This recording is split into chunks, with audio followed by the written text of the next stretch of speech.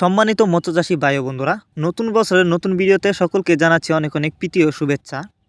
Video স্ক্রিনে আপনারা যে মাছের পোনাগুলো দেখতে পারতেছেন, ভিয়েতনামি কই মাছের পোনা।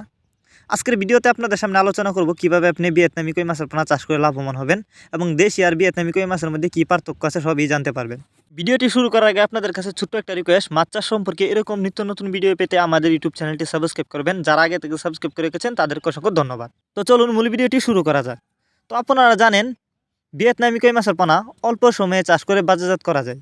এর কারণ হচ্ছে ভিয়েতনামি কই মাছের পোনা দ্রুত বড় হয়।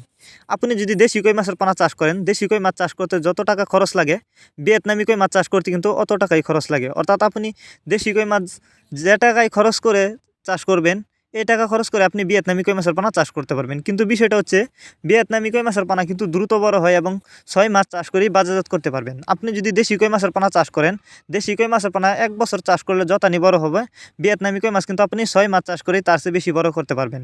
আর ভিয়েতনামি কই মাছের বাজারেও রয়েছে প্রচুর চাহিদা, কারণ এই মাছ কিন্তু বড় হয় এবং লম্বা আকারের হয়ে থাকে। আপনি চাইলে কিন্তু এই ভিয়েতনামি কই মাছের পোনা কম সময়ে চাষ করে কিন্তু বাজারজাত করতে পারেন এবং বেশি লাভবান হতে পারেন।